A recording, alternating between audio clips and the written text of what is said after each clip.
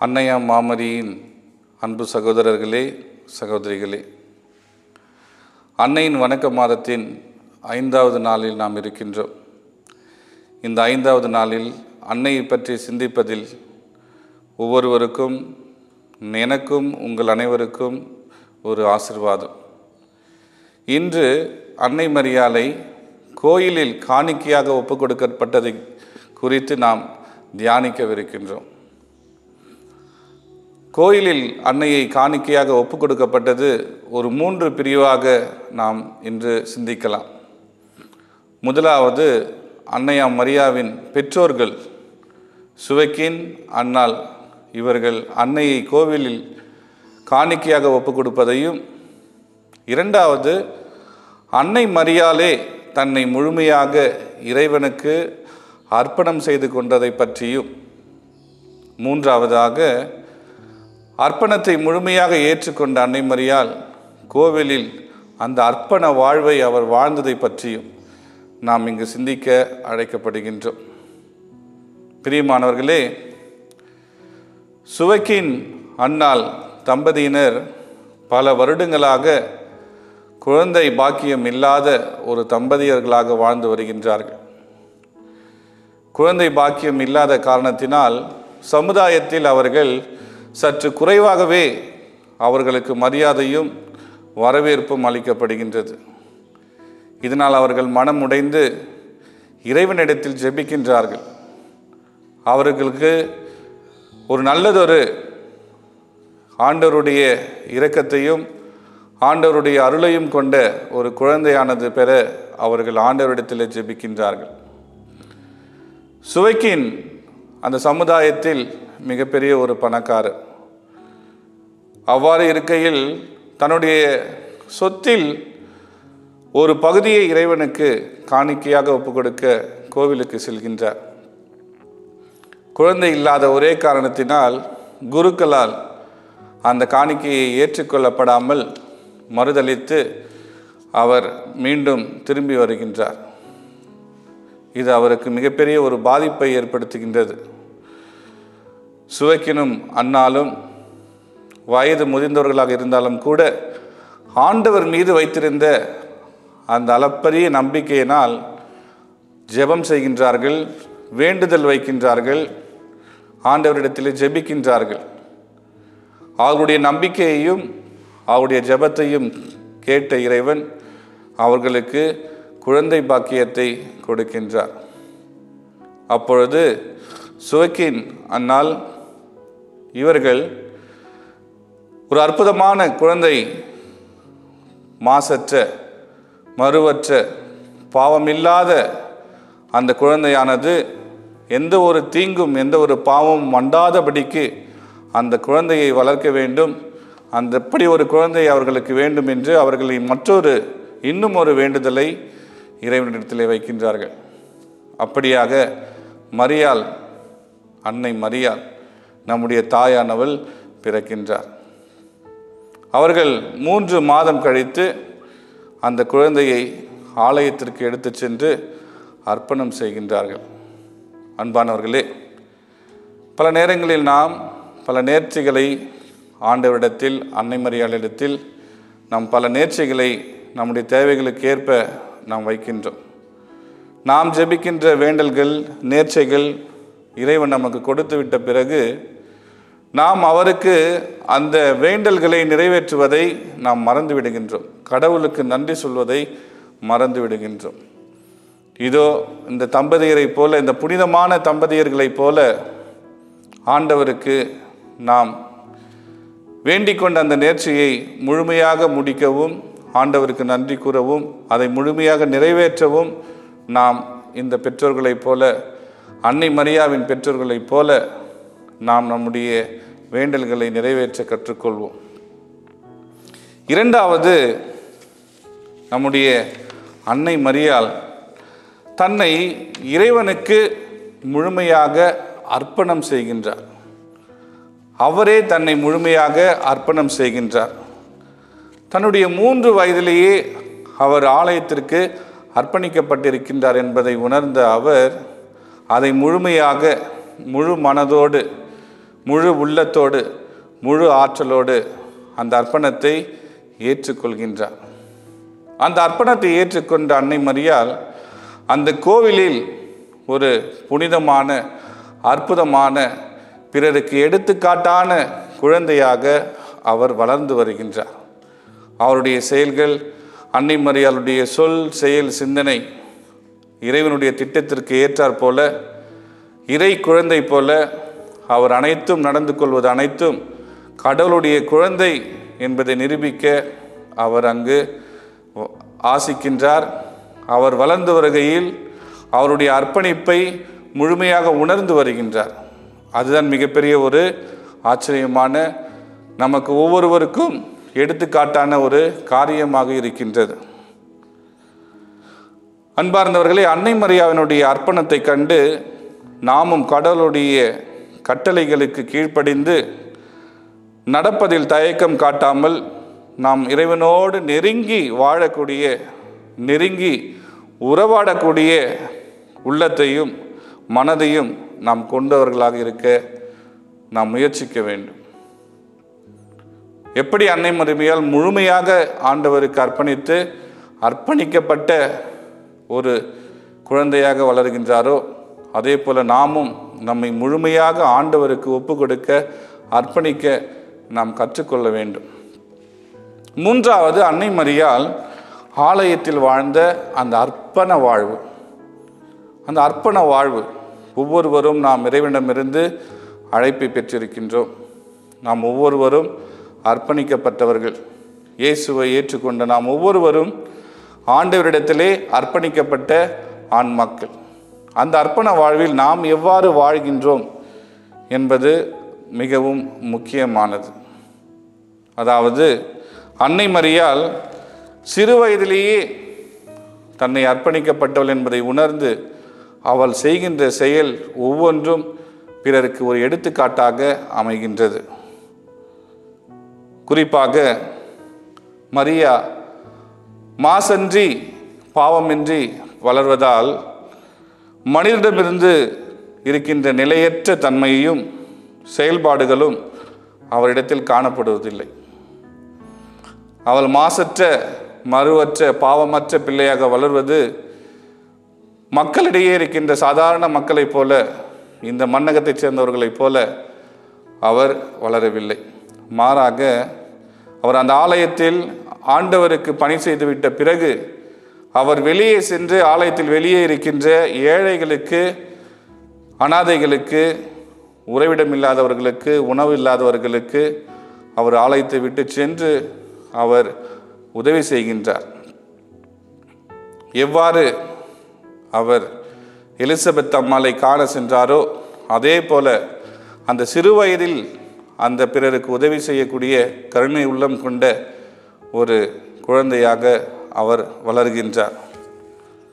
மனிதர்களாகிய நாம் ஒரு நாள் கடவுளுக்கு ஏற்புடையவற்றை செய்து மறுநாள் அவருக்கு விருப்பமில்லாதவற்றை செய்து கொண்டிருக்கின்றோம். அன்னை மரியாளை போல எப்பொழுதும் ஆண்டவருக்கு உகந்தவற்றையும் ஆண்டவருடைய திட்டத்தை நிறைவேற்றுவதில் ஆழமான மனதோடும் வாழ நாம் கற்றுக்கொள்ள வேண்டும். அன்னை மரியாளிடமிருந்து இந்த குணநலன்களை நாம் பெற்றுக்கொள்ள வேண்டும். 5ஆம் நாள் ஜெபம். ஓ தூய கன்னி மரியே, 3 வயதிலே உம்மை முற்றிலுமாக இறைவனுக்கு அர்ப்பணித்தீரே. இதோ உம் மீது கொண்ட அன்பினால் எங்களை முழுமையும் உமக்கு அர்ப்பணிக்க விரும்புகின்றோம். எங்களை உம் பிள்ளைகளாக ஏற்றுக்கொள்வீராக. அன்பு அன்னையே, எல்லாம் அல்ல இறைவனுக்கு அடுத்தபடியாக எங்களுக்கு அடைக்கலமும் பாதுகாவலும் நீர் மட்டுமே என்பதை உணர்ந்து உம்மை எங்கள் ஆண்டவர்களாகவும் பாதுகாவலியாகவும் ஏற்று எங்களை முழுவதும் உம்மிடம் ஒப்படைக்கின்றோம். ஆமீன். இன்றைய தினத்தில் அடிக்கடி ஜெபிக்க வேண்டிய ஜெபம். உம்முடைய கருணை கண்களை எங்கள் மீது திருப்பி அருளும். இன்றைய தினம் செய்ய வேண்டிய நற்செயல். நாளை அல்லது இம்மாத முதல் சனியன்று அன்னை மரியின் பெயரால் உபவாசம் இருந்து ஜெபிப்போம். அன்னை மரியின் பக்தர்களே, அன்னை மரியாள் ஒவ்வொரு நாளும் அவருடைய பரிந்துரையின் பெயரால் நமக்கு பல புதுமைகளை செய்து கொண்டே இருக்கின்றார். அப்படி இன்று அன்னையினுடைய பரிந்துரையின் பெயரால் கிடைக்கப்பட்ட ஒரு மகிமையை பற்றி நாம் இன்று சிந்திப்போம், செவிமடுப்போம். அன்னை மரியாளுடைய மாசற்ற இதயம், அதாவது 1836ஆம் ஆண்டு பாரிஸ் நகரில் வெற்றியின் அன்னை என்ற ஒரு ஆலயமானது, ஒரு பங்கானது இருக்கின்றது. அந்த பங்கில் இருக்கின்ற பங்கு மக்கள் ஆண்டவருடைய வழியை வாழாமல், ஆண்டவருடைய அந்த அற்புதத்தில், ஆண்டவருடைய ஆசீரில் வாழாமல் ஆண்டவரை விட்டு விலகி சென்று பல பாவங்களை செய்கின்றார்கள். ஆண்டவருக்கு தகாத, இறைவனுக்கு பிடிக்காத பல காரியங்களை அவர்கள் செய்கின்றார்கள். அப்பொழுது அந்த பங்கினுடைய பங்கு தந்தை இந்த மக்களை மனமாற்றம் செய்ய வேண்டும், இவர்களை என்ன செய்வது என்பது சிந்தித்து கொண்டிருந்த பொழுது அந்த பங்கு மக்கள் அனைவரையும் அன்னையினிடத்திலே ஒப்பு கொடுத்து அவர்கள் அனைவரையும் மனமாற்றம் செய்ய அவர் முயற்சி செய்கின்றார். அப்பொழுது அன்னை மரியாவினுடைய மாசற்ற தூய இதயம் என்ற ஒரு சபையை ஆரம்பிக்கின்றார். இந்த சபையின் மூலமாக பாவம் செய்கின்றவர்கள் ஒவ்வொருவரையும் அவர் பாவத்திலிருந்து மீட்டு அன்னையினுடைய பாதுகாப்பில், அந்த மாசற்ற இதயத்தினுடைய பாதுகாப்பில் ஆண்டவருடைய இரக்கத்தையும் ஆண்டவருடைய அன்பையும் பெற்று அந்த மக்கள் மனம் மாற அவர் ஒரு வழிவகை செய்கின்றார். அதற்காக அந்த சபையினுடைய சட்ட திருத்தங்களையும் சட்டங்களையும் சட்ட ஒழுங்குகளையும் அவர் எழுதுகின்றார். படிப்படியாக தூய மாசற்ற அன்னையினுடைய இதயத்தின் வழியாக அந்த மக்கள் ஒவ்வொருவரையும் பாவத்திலிருந்து மீட்டு எடுக்கின்றார்.